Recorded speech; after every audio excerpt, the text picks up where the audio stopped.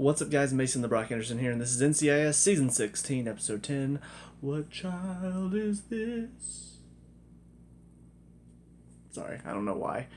Probably because I'm tired, bored, want to do something funny and interesting. Unlike the show, because, God, I swear, I've seen all of this before. Like, not on this show, but I've seen all of this done before. You got a parent who wants to give up their kid. We'll be honest. The idea of selling their kid to a drug dealer, I think, is not something I've seen. I don't think I've seen that done. Most of the time, it is a stolen child. So the fact that the mom just sold her, or sold him, did kind of make me think, oh, so you don't want her to be a good person then. And sure enough, at the end, like, she was trying to be like, oh, this is my second chance. I'm thinking, oh, God, please don't. And thankfully, Jack kind of called her out on it. She's like, no. No, your child deserves to be with parents that, can handle having a kid. You're not there right now. So thank goodness they didn't go that route and try to give the mother like a redemptive arc. Because I'm sorry, if you're going to sell your kid, not really. It's one thing to give them up for adoption. Completely understand that. Some people just can't handle a kid. Sometimes accidents happen. You have a kid and you don't mean to. Adoption, perfectly fine. To sell your kid to a drug dealer, bottom of the barrel scumbag. Like, no Like, I was really, really worried they were going to try to make her seem like, oh, she just misunderstood, guys. So I'm glad Jack called her out on it. I will say, good on this show for trying to bring light to the fact that so many kids go missing. It's something that is not being talked about really right now. Because there's so many other things the media would rather talk about than talking about what's going on. Kids, they do get stolen. A lot of kids do go missing. And I hate to say it, but there's a lot of dark things happening that don't get attention because we just would rather say, you know what, that doesn't happen. And they don't address, like, necessarily, like, you think human trafficking, which I still think does happen in our country. They didn't address that, but they did address the fact that there are a lot of kids that just go missing. They're trying to find out if there are any Amber Alerts related to this kid, and they're like, wow, there was 3 this past month. And it's just like, yeah, this happens. And so I like the fact that they did try to say, wow, we're not aware just because we don't want to be aware. Like, I kind of like that little message that was thrown in. But aside from that, there's not much else about this episode that really caught my attention, that was really well done. The whole story with Casey, they're trying to give her a little bit more of a backstory. Apparently her dad pushed her to go to college. She didn't want to for, what she's doing now. And then ultimately, things between her and her dad got rough, and then he died, and she didn't have a chance to make it up to him. So then she went to college to make it up to him. And that whole story, I swear, like, don't get me wrong. I get the idea. I get the moral. But how many times has this moral been done? How many times? Because I swear every show has done it. The whole, oh, they didn't get a chance to make things, right. Oh, God, if only they had that one more chance to apologize and say they were sorry and make it up to them because they ended things and then they died while they were still having a fight. Isn't that just so sad? Yeah, it's sad. But it's been done. It's cliche. And honestly, you're doing it with a character that I still don't care about. Because you've not given me a reason to care about her. You've essentially thrown her into the team. She's not that great of a character. She's not that great of an actress. The directing on her is not good. So I don't care. And now you've given her a backstory that I should care about. She's sitting there bawling her eyes out about this whole thing. And I feel nothing. Because this show's not done its job well. It essentially said, here's the new Abby, and she's not. And it's a problem. So, yeah, they need to do better with the writing, with just her in general. She's just not good enough as a character. And I just didn't connect to anything she was going through. Also, the whole thing with Bishop and Nick and the baby and all that. Again, it feels like they're pushing them like, oh, aren't they going to be such a cute couple, guys? Isn't this the next Tony and Ziva? No, they're not. And that's the thing. They've never seemed like a couple. honestly, Bishop and Reeves felt more like a couple, but she would always talk about him more like he was her older brother. So it wasn't really, it didn't seem romantic there, but honestly, it never seemed romantic here either. But to be perfectly honest, I saw more chemistry in Bishop and Reeves than I do with Bishop and Torres. They're fun, they're fine as friends, their fun banter is fine and all that, but they're not a couple. And they're not gonna work as a couple, so stop trying to push this on us. And that's the problem. It feels like the show wants them to be together, so it keeps throwing in these little moments like, "Oh, isn't that sweet? Oh, isn't that cute? Oh, it's like forcing it together, and that doesn't work." So yeah, I don't know. I don't know if that's what they're going for, but that's certainly what it feels like they're going for. And all the stuff with the baby, like there were some funny reactions, from Gibbs. I did like the fact that Vance came in and he's just like, no, this isn't what we're doing, because the boss, that's what he's supposed to do. But I will say it was kind of annoying that they reversed that, and he's just like, well, he was kind of cute, and I'm just like, oh, so you're not gonna be a boss, right? Because then this wouldn't be a comedy show. um, so yeah, again,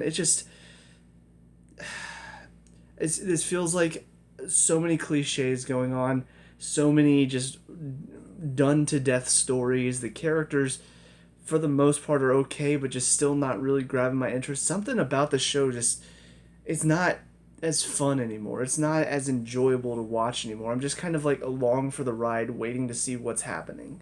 I don't feel like I'm connecting to the stories. And even, 16 seasons in, of course, at some point you're going to get cliches. You're going to get stories that have been done before. But one of the things that I've loved about NCIS for all these seasons is that it's been fun to watch. It's been enjoyable. And even if the cases weren't necessarily interesting, or if I've seen them done before, the characters were still why I was watching. And I still had fun. I was still enjoying myself. Now I don't enjoy the show anymore. Like, I don't laugh as much at it anymore. Honestly, I had a couple chuckles, with Gibbs, with some of McGee as well. But I don't know. The jokes aren't landing. The character moments aren't as good. It's just really taking a downturn. So, anyways, that's it for this episode. On to the next one. See you there.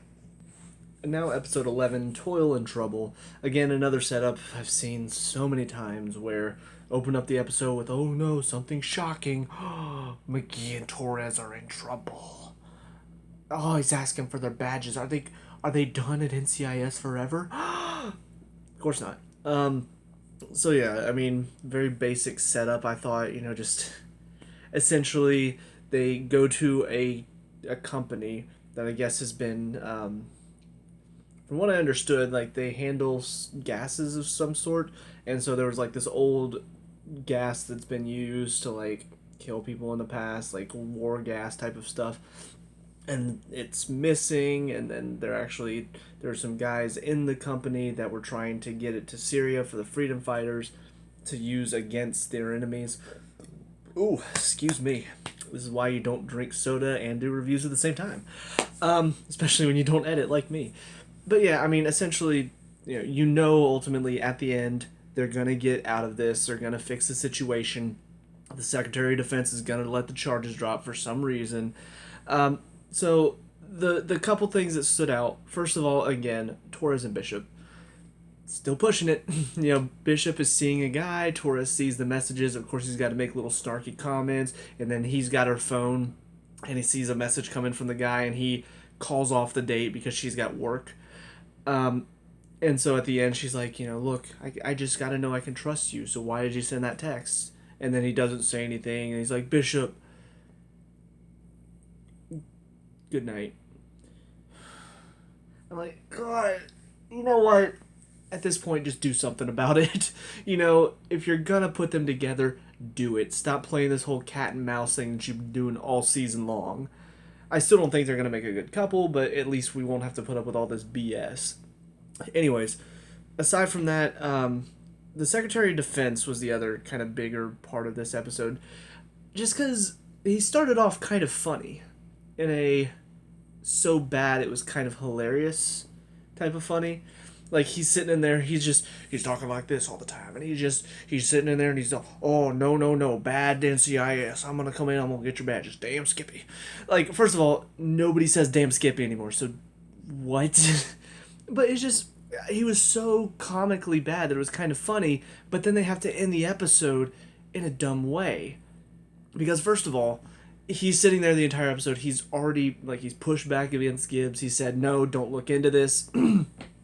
And at first I'm thinking, okay, so he obviously has some sort of stake in this. Like, if there was really this possibility that this gas could be released on U.S. soil, it's a possible terrorist attack, their first reaction, a normal person's reaction, would be, you know what, we need to look into this.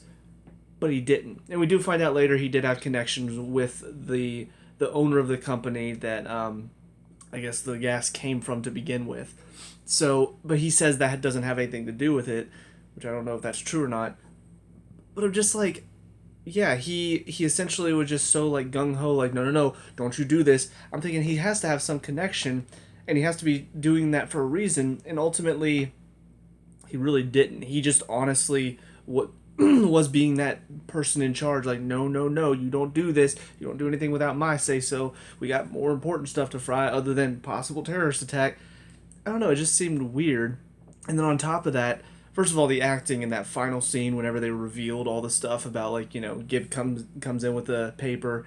He's like, you know, look, we know you have ties to the head of the corporation, and essentially saying, look, this looks bad.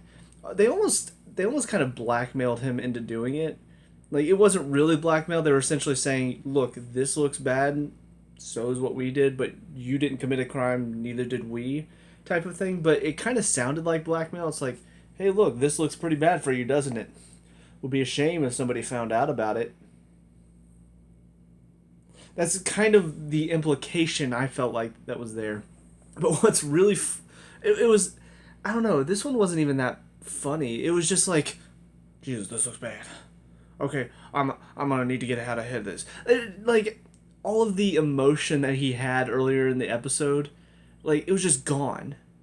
Like, it's not like he was a super emotional, like, oh, la, la, la, la, over the top or anything, but it was just like he had inflection in his voice. He had emotion. He seemed like a real person. And then all of a sudden at the end they show that, and he's, Jesus, this looks bad. All right, I need to make some calls. Da, da, da, da, da. Yeah, I need to get out ahead of this. It's like he was reading lines at the end. I was like, okay. And ultimately, he goes to the CIA guys, like, you know, I hear you guys are looking to Leon Vance. Well, can you give me everything you have? So, clearly his story is not done either, which I do think is kind of childish. Like, yeah, they went in, they solved a problem for you, you're welcome. And now you're just like, oh, well, they got the better of me, and they made me look silly, so I'm going to go to the CIA, and I'm going to tell on them, and I want all the information, too, because I want to take them down. It's kind of childish, and I don't know, like, does the Secretary of Defense in our country really act so childish? Probably not. So it just seemed weird to me to see a grown man go practically, not tattle on him necessarily, but he wants the CIA to tattle to him about Leon Vance so he can get their information too. Just like, it's dumb. But anyways, so yeah, that was about it for this episode. Still not that fun. Casey's presentations, probably the worst part of the episode. You know, like, anytime she does a presentation, I'm just sitting here like, most of the time the team works on a schedule. You know, they've got things to do. There's a terrorist attack that might be happening. So let's wait about, 20 minutes for her to get a presentation ready. And she's crying because of the presentation. All right, let's give her another 5 to 10 minutes to get over that, okay? What? Yeah, that's the thing, like, it doesn't make any sense. Why would they just wait on her to get a presentation ready for what's going on? Why not just tell them about it? Why not just say, hey, here's what the gas can do? Instead, it's like, no, guys, it's Casey. She does presentations, which doesn't make sense whenever you need to go. But sure, let's wait for her to finish her presentation. Oh, isn't she just so good with her presentations? She's so cute.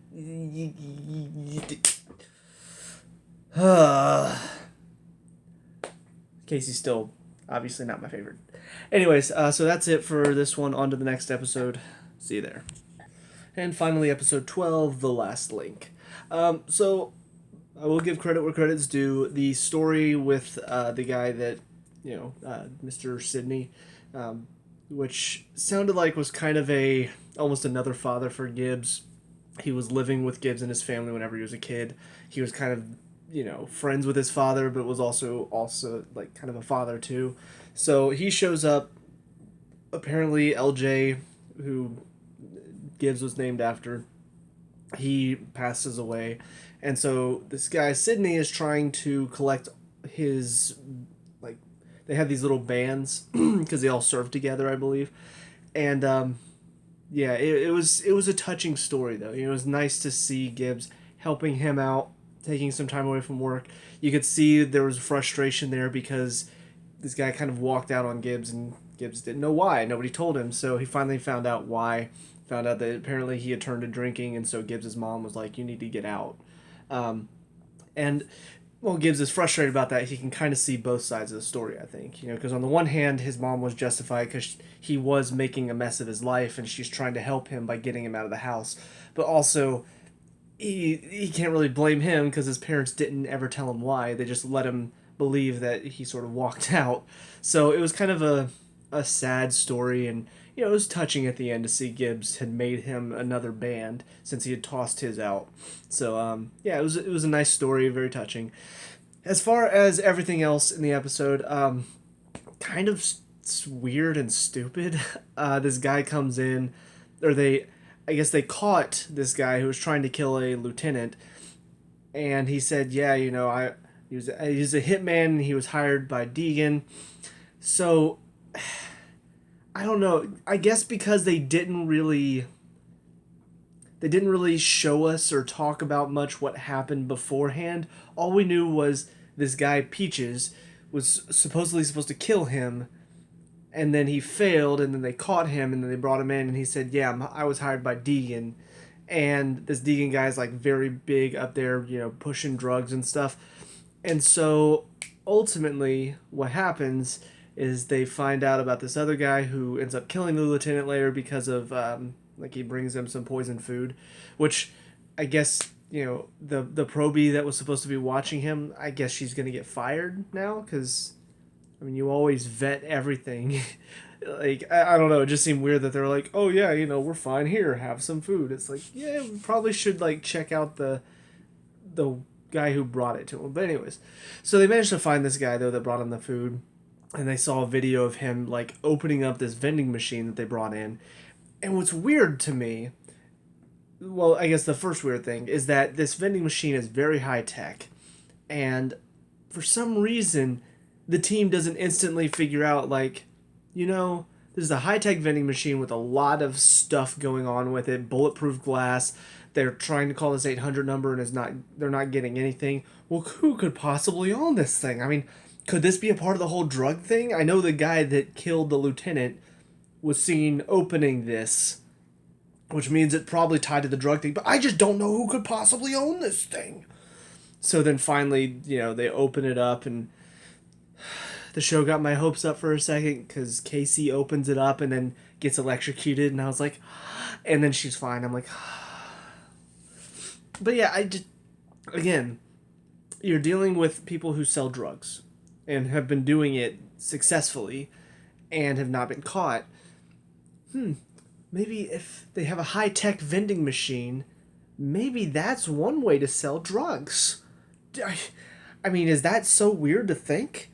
And maybe if you open it without actually being a part of this organization, you would think that maybe there would be some defensive mechanism, like an electrocution.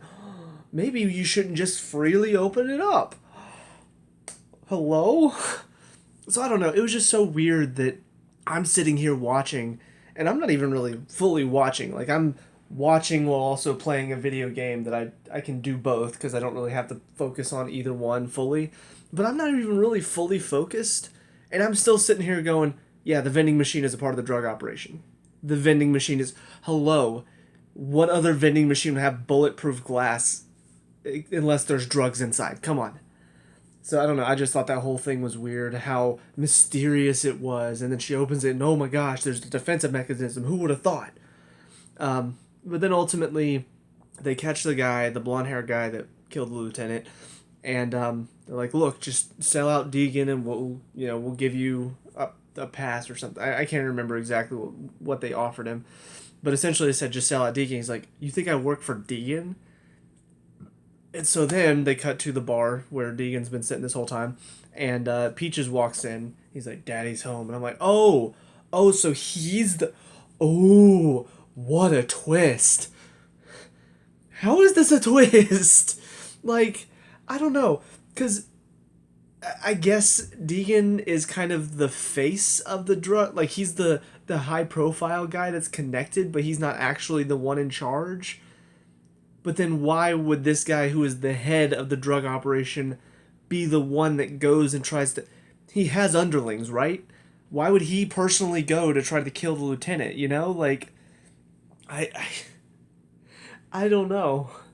It's just... It seems weird. And on top of that, like, how did he tip off Deacon, like, "Hey, so I got caught, pretend like you're the boss for now"? Like, is this just something that they always had? You know, if he went missing, Deegan was supposed to assume like the leadership role, but he's not actually the boss. Like, I don't know, it just seemed very nonsensical. It seemed like, oh well, Deegan being in charge is just too obvious, so I know, let's have this Peaches guy be the one who's actually in charge, and he was playing him the whole time. Ooh, what a twist! It's not really a plot twist. It's just you wanted to throw something in surprising at the end to make it more of a ooh, gotcha.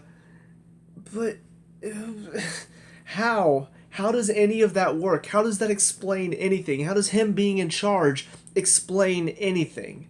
The only thing it explains is how Deacon, because they were like, well, how did he know? How did he get tipped off that we were watching him?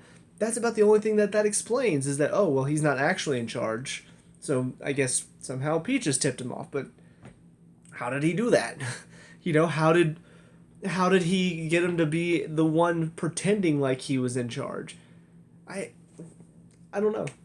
I really don't. And it's frustrating because it could have been interesting if there had been, I don't know, if there had been any sort of mystery surrounding it. I would have preferred it be, how did Deegan know? Oh, well, actually there's an inside man. I don't know who, but if somehow there was an inside man or somebody that he was paying off, or maybe somehow he had bugged somebody. I mean, he seemed like he was really, really good at what he did. Because like he knew Torres and Bishop were undercover. He knew that they had planted a bug under the table. He seemed like he was really smart and really observant. So it's like, well, maybe he somehow saw he had a wire on. I don't know. Like something interesting like that would have been better than just, oh no, actually he wasn't the real bad guy. Because then now the whole scene where Torres and Bishop shows up and puts a bug under his table, now all of a sudden that thing seems pointless, that he was like, oh yeah, you forgot your bug. Like, okay, you were making it seem like, oh, he's just that smart. But no, he's not even in charge. So, what's the point? I don't know. It just seemed very nonsensical near the end of it all. But, I don't know. I guess that's what I've come to expect, sadly. But anyways, that's it for these 3 episodes. Let me know what you think down in the comment section below. What were your thoughts on these episodes? Let me know. We can talk about and discuss all that good stuff. Leave a like and subscribe for future NCIS reviews, and I'll see you guys in the next one. Peace out.